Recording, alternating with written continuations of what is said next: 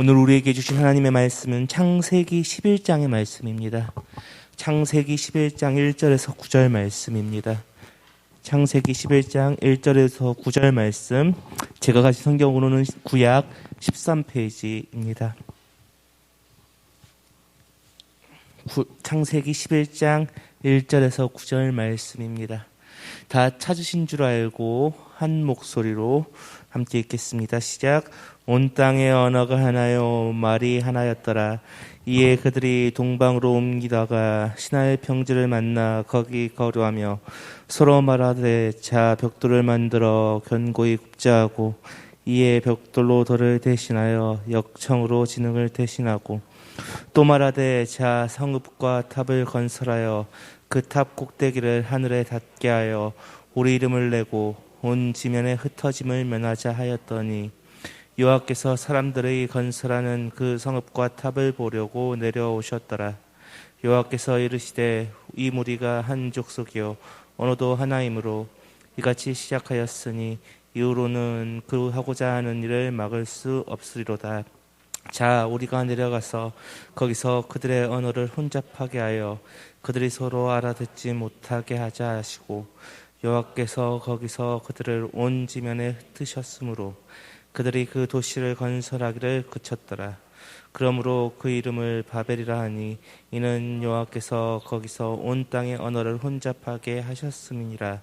여호와께서 거기서 그들을 온 지면에 흩으셨더라. 아멘. 지금 현재 가장 높은 건물은 어디일까요? 가장 높은 건물은 아랍에미리트의 두바이에 있는 부르카 칼리파라는 빌딩입니다.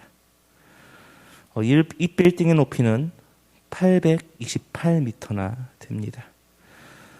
우리나라 삼성물산이 이 건물을 건설하여 많은 이슈가 되기도 했습니다. 지금도 이 세계 여러 곳에서는 이러한 높은 마천루 초고층 건물들을 짓고 있습니다. 이 마천루라는 것, 초고층 빌딩이라는 것은 그 나라의 기술을 보여주는 지표이기도 합니다. 한때 중국은 고성장 시대 때 상해를 중심으로 100층이 넘는 빌딩들을 계속 짓기도 했습니다. 그렇다면 우리나라에서 가장 높은 건물은 어디일까요? 송파에 위치한 롯데타워겠죠. 예전에는 63빌딩이 가장 높았을 겁니다. 고대 근동도 지금과 마찬가지로 이 건축이라는 것은 그 국가의 국력, 기술력을 나타내는 것이었습니다. 그래서 많은 고대 국가들도 성을 만들고 탑을 쌓기도 하였습니다. 그리고 이 탑에서는 일종의 종교 의식이 이루어졌습니다. 신바벨론 시대, 다시 말해 느부갓네살 시대에도 이런 높이가 90m, 너비가 90m 되는 탑을 만들어 그 농경의 신을 섬기는 제사를 지내기도 했습니다. 지금도 그 고대 근동 지역 가면 지구라트라고 하여 이러한 탑들의 흔적을 쉽게 찾을 수가 있습니다. 오늘 본문에서도 본문에 등장한 사람들이 탑을 쌓고 있습니다. 그리고 하나님께서 그 모습을 보시고 사람들을 흩어버리시는 내용입니다. 오늘 본문은 앞장인 창세기 10장과 상반된 부분들이 나옵니다. 창세기 10장을 보면 셈과 함과 야벳, 노아의 아들들의 자손들이 나뉘고 언어도 나뉘고 지방도 나뉘었다고 나옵니다. 그런데 오늘 본문 11장의 시작은 다릅니다. 우리 오늘 본문 1절을 함께 읽겠습니다. 시작. 온 땅의 언어가 하나요, 말이 하나였더라. 아멘. 온 땅의 언어가 하나였다 나옵니다. 오늘 본문 10절과 다르게, 오늘 본문은 10장과 다르게 온 땅의 언어가 하나였다라고 나옵니다.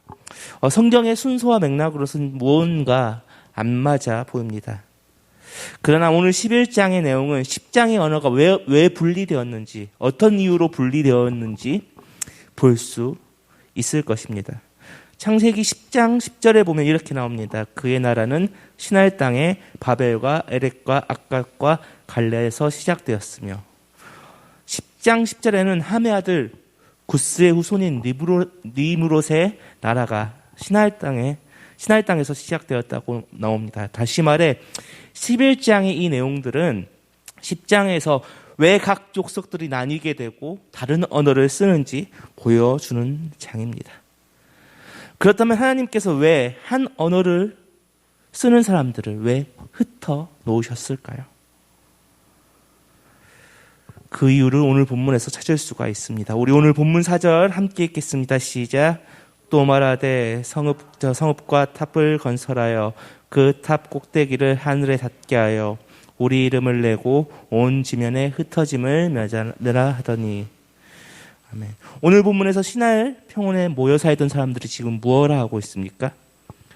우리의 이름을 내고 온 지면에 흩어짐을 면하자. 그것을 이루기 위해서는 성읍을 만들고 탑을 쌓아야 하는 것입니다. 그리고 하늘에 닿게 하는 것입니다. 다시 말해 이들은 온 이름에 자신들의 이름을 내걸고 흩어짐을 면하기 위해, 다시 말해 결속력을 강화하기 위해 성읍을 만들고 탑을 만들기 시작했습니다. 그렇다면 왜 사람들은 흩어짐을 면하고자 하였을까요? 왜 결속하려고 하였을까요? 그들은 하나님 앞에 바로 서지 못하였기 때문입니다. 노아 심판 이후 사람들은 하나님 앞에 어떻게 살아야 했습니까?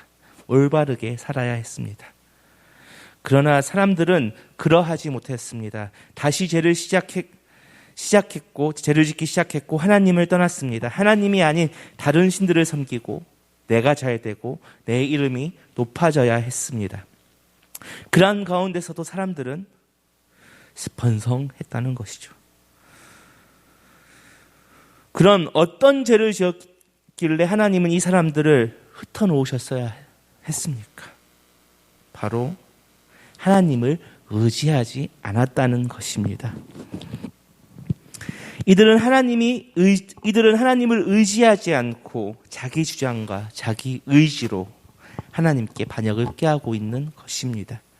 성읍과 탑을 건설하는 것, 자신들의 이름을 널리 퍼뜨리고 하나님을 의지하지 않고 자신들을 결속하려는 것, 그 자체가 하나님께 죄를 짓는 것, 하나님께 반역하는 것입니다.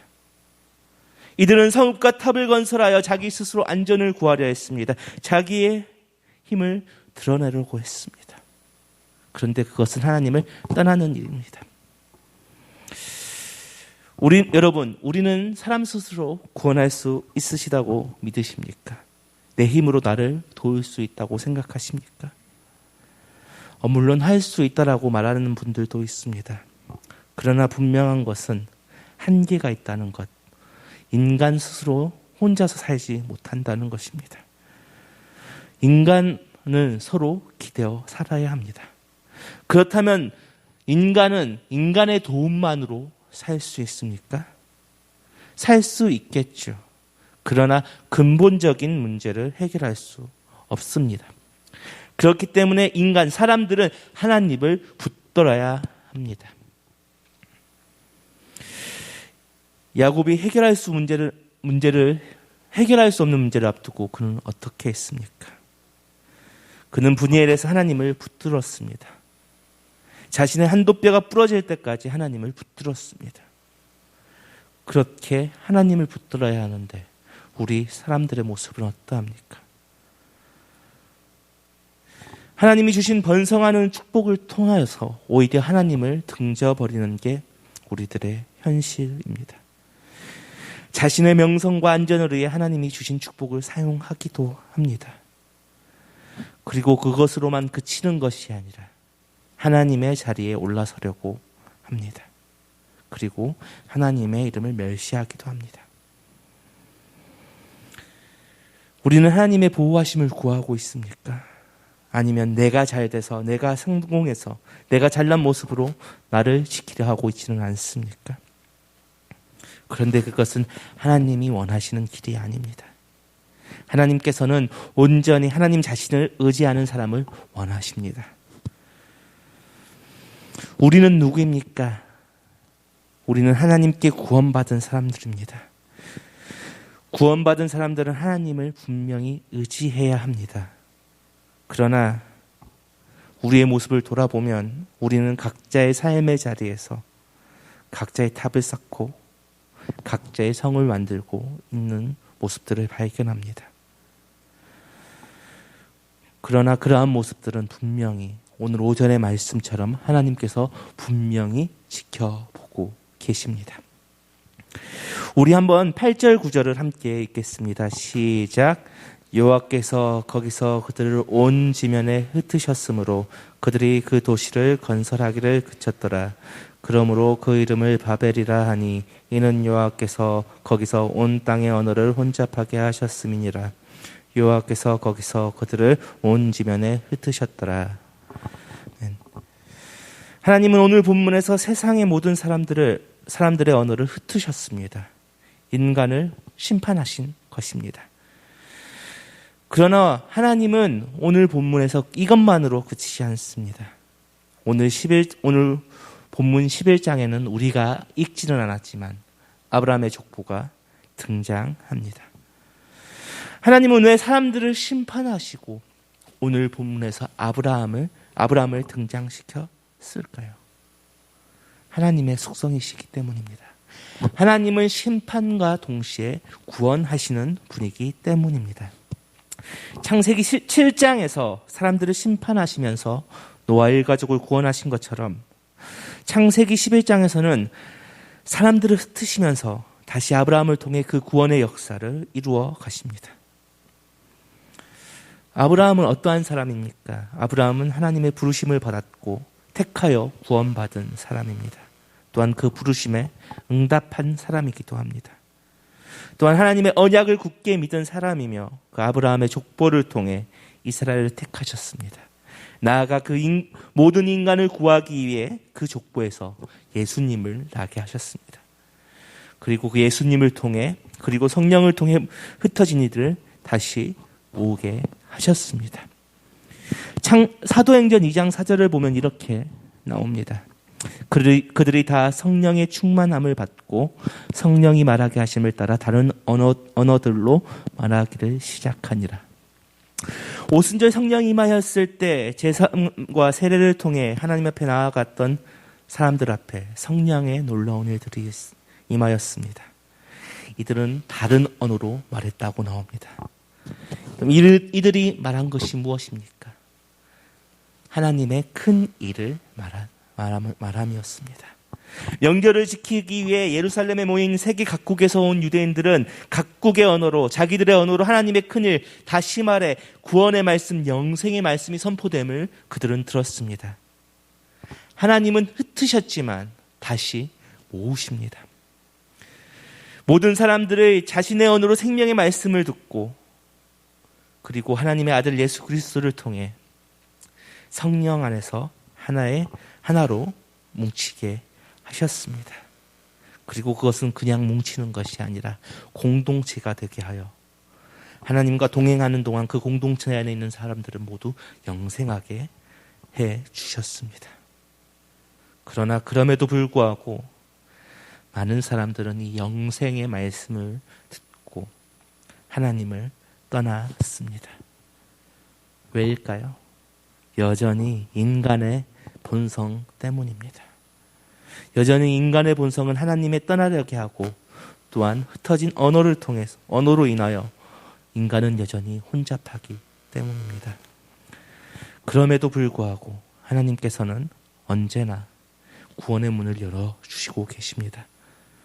우리가 기억해야 될 것은 성령께서 다시 흩어진 사람들을 모아주시고 교회로 부르신다는 사실입니다. 그리고 그 교회를 통해 하나님께서는 이 땅 가운데 다시 하나님의 나라를 만들어 가신다는 사실입니다.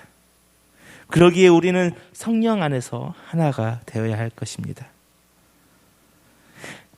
나를 위해 성읍을 쌓고 탑을 쌓는 것이 아니라 성령 안에서 하나님 나라의 백성으로 살아야 하는 것입니다. 오직 하나님만 바라보며 하나님만 의지하며 오직 하나님의 나라를 만들어 가야 하는 것입니다. 하나님의 심판의 때가 결국 각자에게 임합니다. 그렇다면 각자 만들어 놓았던 성읍과 탑은 어떻게 되겠습니까? 내가 만들어 놓았던 그 성읍과 탑은 결코 나의 자랑과 긍지가 되지 못하고 멸시와 조롱의 대상이 될 것입니다.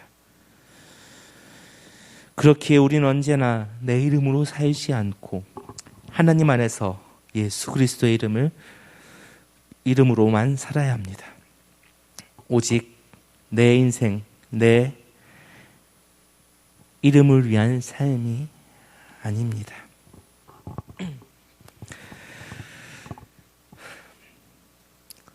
오직 하나님의 이름만 드러나야 합니다. 우리가 딛고 있는 이 땅 가운데서 하나님의 나라가 임하기만을 간구해야 합니다. 그러기 위해서는 우리는 어떻게 해야 합니까?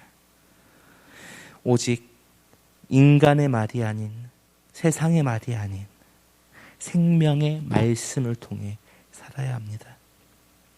그러기 위해서는 우리는 오직 하나님만 바라보아야 합니다. 그러할 때 하나님께서는 성령을 통해서 하나님이 흩으셨던 세상의 모든 사람들을 모아주시고 이 땅 가운데 다시 한번 하나님의 나라를 완성시켜 주시게 될 것입니다. 말씀을 마무리하겠습니다.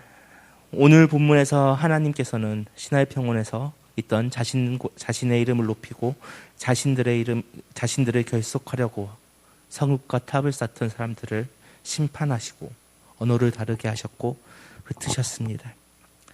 그러나 하나님께서는 그 흩으신 것만으로 끝내신 것이 아니라 하나님을 불러주시고 그 계보에서 예수님을 보내주셨습니다.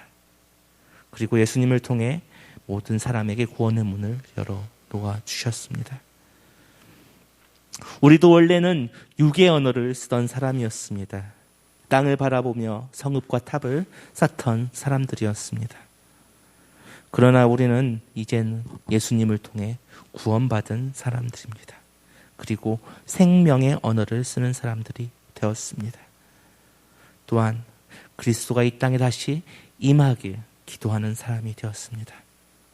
우리는 언제나 이것을 잊지 말고 언제나 하나님을 의지하며 온전한 그리스도인의 모습으로 살아가는 우리들이 되어야 할 것입니다. 이 시간 우리 함께 내가 주인 삼은 찬양하시면서 나아가겠습니다.